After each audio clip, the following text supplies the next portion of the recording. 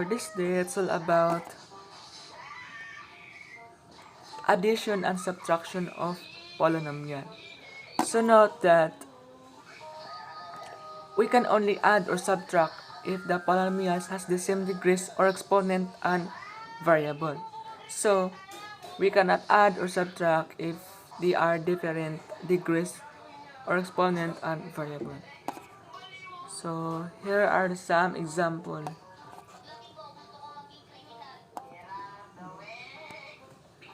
Let me add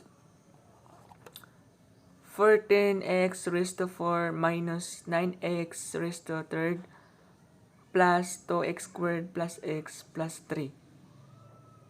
And for 7x raised to 4 minus 3x squared plus 5x minus 9. So first step, we need to write with parentheses 17x raised to 4 minus 9x raised to 3rd plus 2x squared plus x plus 3 plus 7x raised to 4 minus 3x squared plus 5x minus 9. And the second step is we need to distribute the positive sign to the left, to the right polynomials.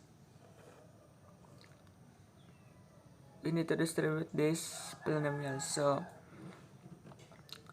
17x copy 17x raised to 4 minus 9x raised to 3rd plus 2x squared plus x plus 3, and then positive sign times positive 7x raised to 4 is positive 7x raised to 4, then positive times positive 5 negative 3x squared is negative 3x squared, then positive times positive 5x is positive 5x, then positive times negative 9 is negative 9.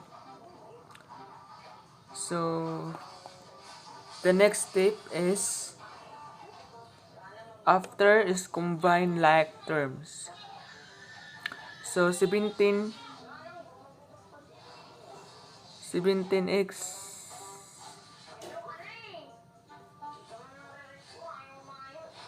17x raised to 4 plus 7 raised to 4. 7x raised to 4 is 24 raised to 4.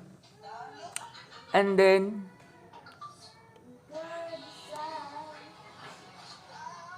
negative 9x squared. Negative 9x squared. So it's only negative 9x squared, so we just copy negative 9x squared. And then we have 2x squared. 2x squared plus negative 3x squared. So the answer is negative x squared. And then we have x and 5x. So the answer is 6x. Then we have positive 3 and negative 9. So the answer is negative 6. So the final answer is 24x raised to 4 minus 9x raised to 3rd and negative x squared plus 6x minus 6. So this is the final answer. So the next example, we have 3x squared plus 5x minus 8 and x squared minus 3x plus 2. So add the two polynomials. So first we need to copy with open and close parentheses. 3x squared plus 5x minus 8 plus open parentheses x squared minus 3x plus 2 and close parentheses. So the next is we have a distribution property. So distribute the plus sign to the right polynomials. So 3x squared plus 5x minus 8. So positive times positive x squared is positive x squared. Then positive times negative 3x is negative 3x. Then positive times positive 2 is positive 2. So the next is combine like terms. So with 3x squared, so we have 3x squared, we have 3x squared, and we have x squared. So 3x squared plus x squared is 4x squared. And we have positive 5x and negative 3x. So positive 5x minus 3x is positive 2x. And the next, we have negative 8. Negative 8 and we have positive 2. So unlike terms, you need to subtract and copy the sign of the bigger number. So the answer is negative 6. So our next example is the example of subtraction of polynomial.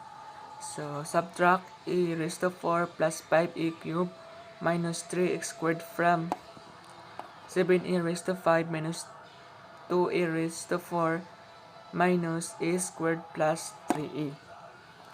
So the first things to do is to put first the 7a raised to 5 minus 2a raised to 4 minus a squared plus 3a, because from the word from. So, and put the minus sign and write the second polynomials, which is a squared e raised to 4 plus 5a cubed minus 3a squared. And then the next step is distribution property, which is we will distribute negative sign to the right polynomials.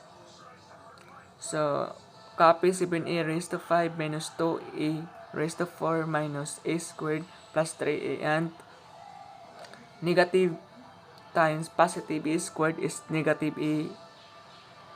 Positive times negative e raised to 4 is negative e raised to 4. Then negative times positive 5 is 5a cubed. So the answer is negative 5a cubed. Then negative times negative a squared. So the answer is positive 3a squared. After the distribution property is combined like terms. So we have 7a raised to 5. So only 7a raised to 5. So we just copy down, and we have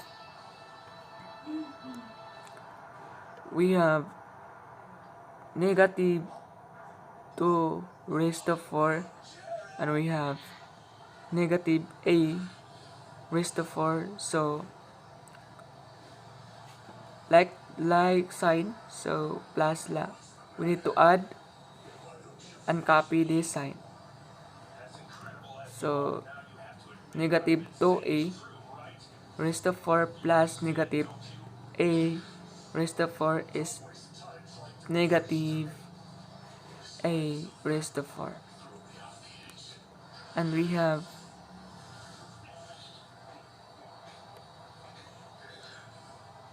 we have negative 3, negative 5a raised to 3, or negative 5a cubed.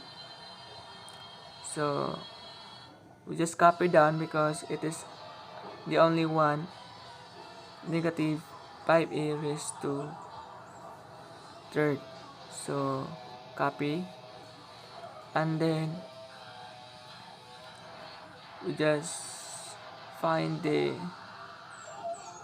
negative. We have negative a raised squared and positive 3 is squared. So unlike sign, so subtract and copy the sign of the bigger numbers or the bigger term. So the answer is 2a squared. And lastly, we have only 3a. It is only 3a, so copy down.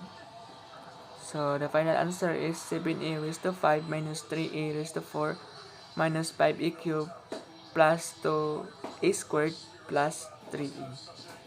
So this is the final answer. So the next example is we have subtract 5y minus 12y squared from 8 minus 3y minus 2y squared. So first thing to do is to copy first the 8y. 8 minus 3y minus 2y squared, and minus sign, open parenthesis, 5y minus 12y squared. So the next step is the distribution property. So we need to distribute the negative sign to the right polynomial.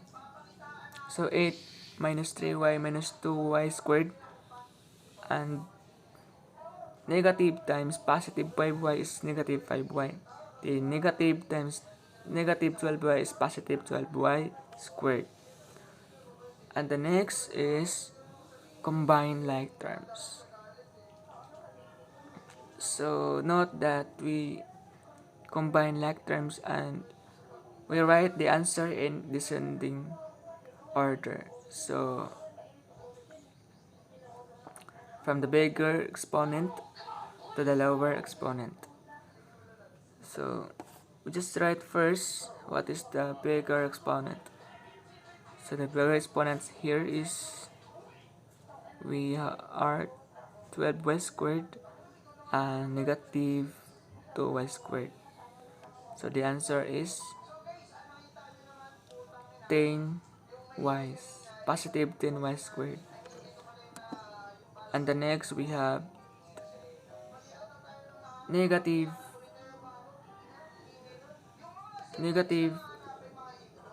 5y, and we have negative 3y. So add, so the answer is negative 8y. And the next we have only positive 8. So just copy down the positive 8.